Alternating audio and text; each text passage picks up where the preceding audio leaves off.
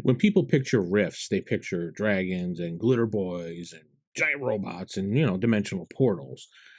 But what if you actually wanted to live in this Rift's world? Chances are your Rift story wouldn't begin inside some giant fortress city.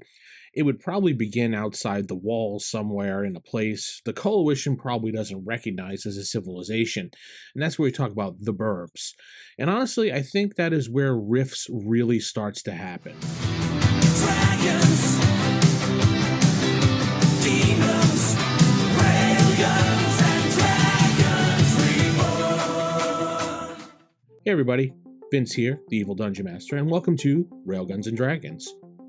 Today, I wanted to talk about something that doesn't have a giant railgun and doesn't have like supernatural powers for once, and probably wouldn't survive 5 seconds against Glitter Boy. We're going to be talking about the Burbs, and I'm not talking about the movie with Tom Hanks either, because the more you look at them, the more you realize that these places explain Rift's Earth better than almost anything else in the game. And if you've never played Rifts before, the basic idea is pretty simple here. Chi-Town is the enormous fortified city controlled by the Coalition states. Inside those walls is technology and security and food, an industry there, medicine, a promise of something resembling a normal life. Now, outside of this area, much different. According to the original Rifts book, about 2 million people live inside Chi-Town. Okay, but another 3 million are living in the burbs surrounding the area.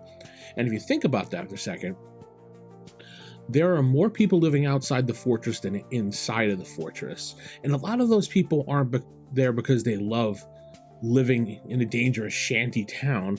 They're waiting. They want in, and the original book says people could spend around 6 years waiting for a chance to become a citizen of Chi-Town. So imagine your character is growing up, around there, right? Every day you can look up and see the place where you've been told represents like safety, security, and perfect life civilization. It towers over you like, amazingly. Every day you see this. You see Coalition aircraft flying overhead, soldiers moving about the city and the streets. You hear stories about what life is supposedly like inside there. And you are stuck outside. Maybe your family has been waiting for years to get inside this place. Maybe your parents died waiting and, maybe you've already realized that nobody is ever coming to save you. You're in this outside place and you want to get inside there badly. And right there, before we introduce a dragon, a ley line, or a single-dimensional rift, we already have a campaign. Yeah, because the Burbs aren't simply slums outside Chi-Town.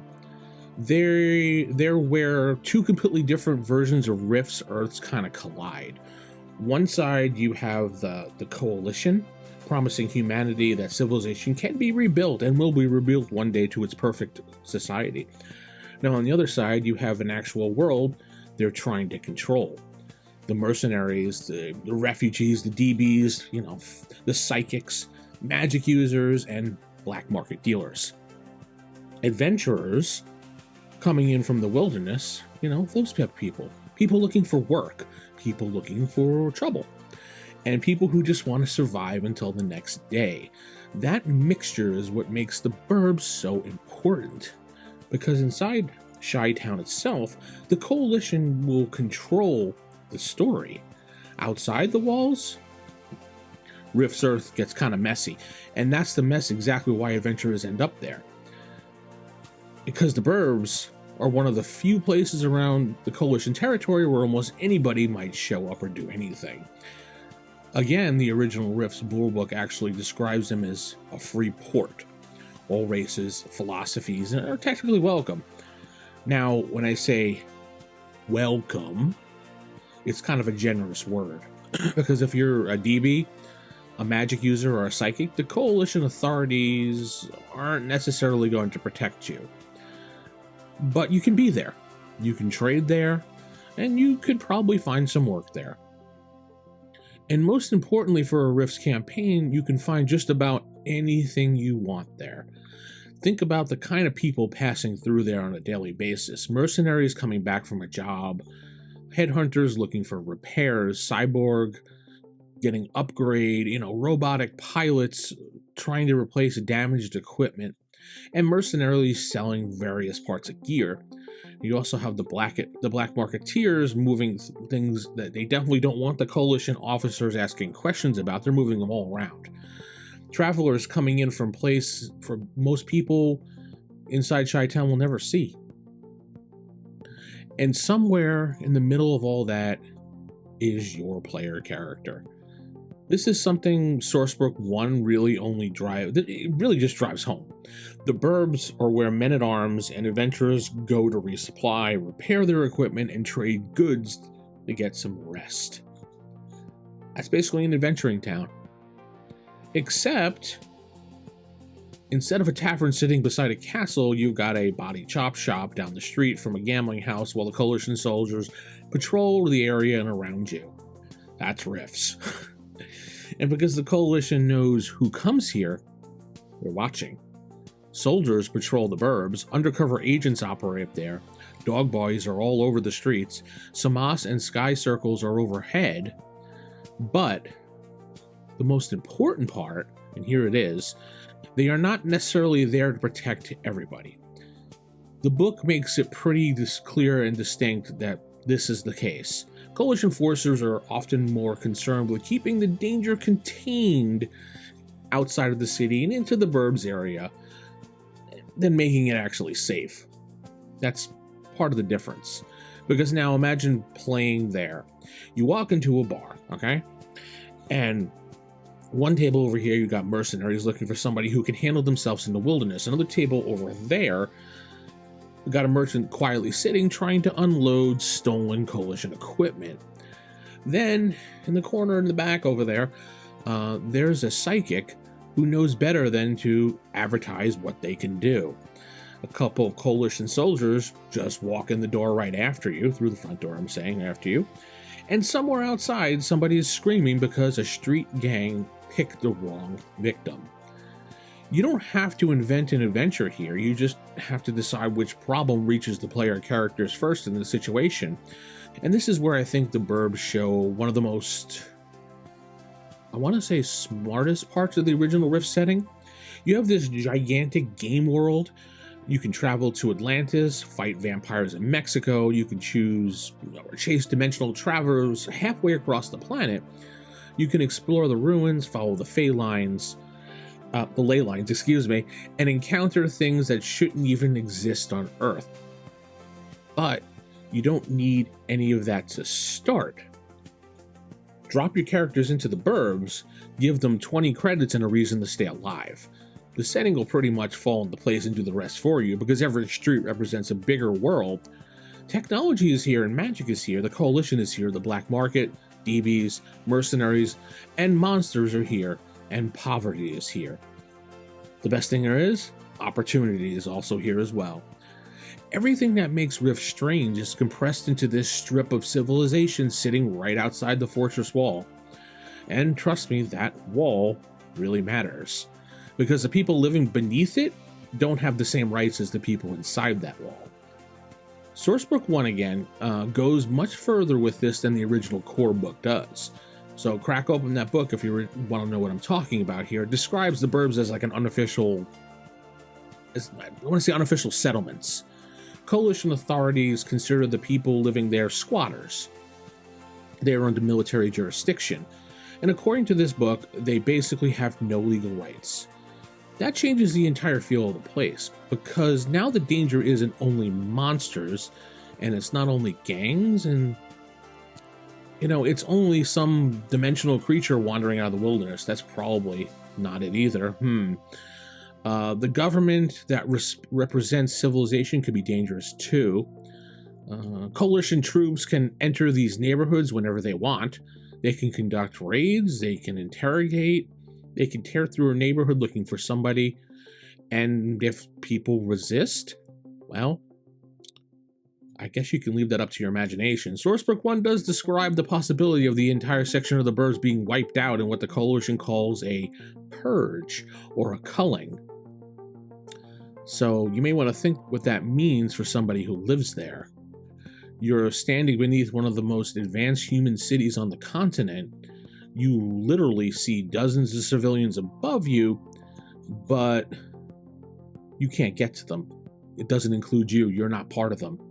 And that may be the most RIFTS thing about the Burbs. They're not outside civilization because civilization disappeared. They're outside civilization because civilization decided where the line was drawn. And if you live on the wrong side of it, and from a game master's perspective, that makes the Burbs incredibly useful. Because the hardest part of running a setting as big as RIFTS is deciding where to begin. And I know I have that problem sometimes. The game gives you what you want. It gives you like this buffet of things, aliens and magic and psychic and robots and power armor and blah, blah, blah, yada, yada. You know, entire nations fighting each other. And sometimes that much freedom can actually make a campaign harder to start. So instead of trying to use all of RIFTS at once, start small. Start in the Burbs. Your character needs money. Hey, there's a story. Maybe somebody needs a package delivered across town. Boom, adventure. Maybe a merchant needs some guards for a day. Maybe somebody disappeared and you have to find them. Maybe a mercenary company is hiring that day. Maybe a neighborhood is paying for protection because the Coalition patrols stop coming through at this point. Maybe somebody found something in the ruins they absolutely should not have found. First job can be a tiny little thing that you do on the side, but because of where the Burbs sit in the setting, it could lead almost anywhere. The missing persons turns out to be a psychic hiding from the Coalition Authority, for example. The package maybe contains alien technology. Maybe the merchant I talked about before is secretly working for the black market. The mercenary contract takes the group outside Coalition territory. These are some of the some of the great strengths of what the Burbs can bring to you. They give you this believable standing point for almost every type of RIFTS adventure without forcing you to explain the whole setting like immediately. And for a new player, that kind of matters, because if I sit down with somebody and start like explaining like ley lines and dimensional rifts and the Coalition states, Atlantis, the Federation of Magic, vampires, blah blah blah blah blah, the person's gonna go with their eyes and cross them at you. And I'm probably going to lose them. But I can explain this. There's a giant fortified city right here, and you live right outside of it. The government really doesn't care about you, the streets are dangerous, and almost anything can be bought if you know the right person, and people willing to pay you to solve problems. Now we can sit down and play. Everything else just comes later. You learn about the Coalition because a patrol stops you. You start asking questions. You learn about DBs because one lives next door to you. You learn about magic because somebody in the neighborhood is hiding a spellcaster. It goes on and on. It can be a learning experience. And it also explains why the Burbs feel so different from a normal fantasy town.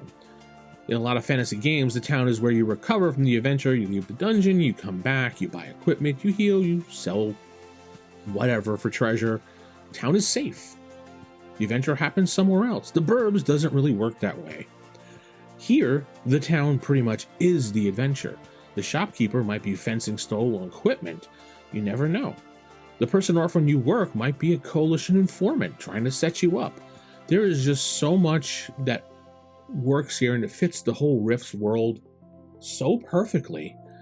And because RIFTS Earth isn't really it really isn't a post-apocalyptic world where civilization disappeared. It's more like a post-apocalyptic world civilization starting to come back in different forms, just really unevenly all over the place.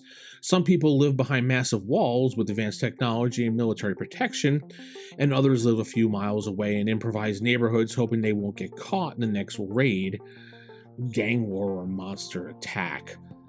So this is why I think the Burbs are more than just background material. They're almost like a miniature version of an entire game ready to be played and run for you. So, you know, there's a lot of stuff that you can really do with this whole thing and setting it up, and that's RIFTS.